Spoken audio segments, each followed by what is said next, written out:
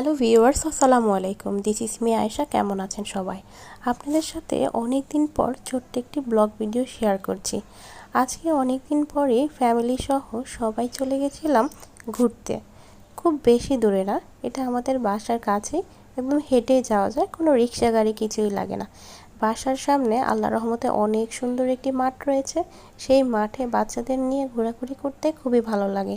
এই যে এখানে সকল ধরনের রাইডসগুলো দেখছেন, এগুলো কিন্তু সব কিছুই ফ্রিতে, এবং আমাদের এলাকার এই বাচ্চাদের জন্য এটি খুবই একটি সুন্দর একটি রাইডস। এখানে কিন্তু বাচ্চারা না, এখানে কিন্তু অনেক ধরনের মানুষ এখানে রয়েছে এবং অনেকেই কিন্তু ঘোরাফেরা করে।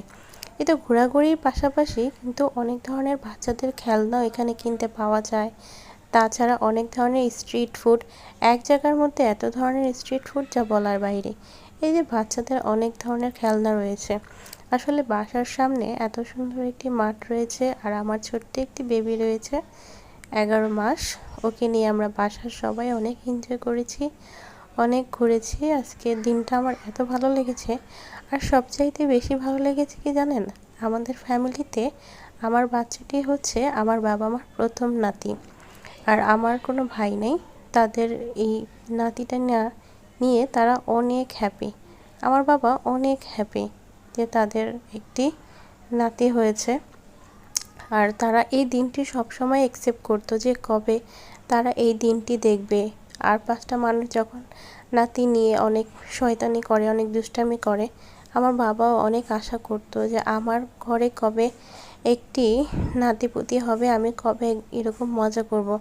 তো এই দিনটি দেখে তারা যে এতটা খুশি, এই খুশি দেখে আমি আজকে নিজেই অনেক খুশি।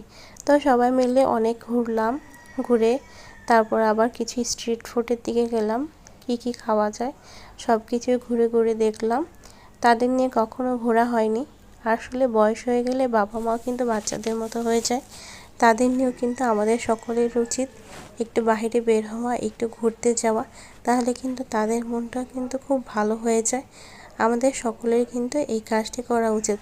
এই যে দেখেন, এখানে এমন একটি সুন্দর একটি জায়গা, বাচ্চাদের যেমন জিনিস পাওয়া যায় তেমন বড়দের অনেক ধরনের জিনিস পাওয়া যায়, ঘর সংসারের জিনিস বা অথবা কসমেটিক্স।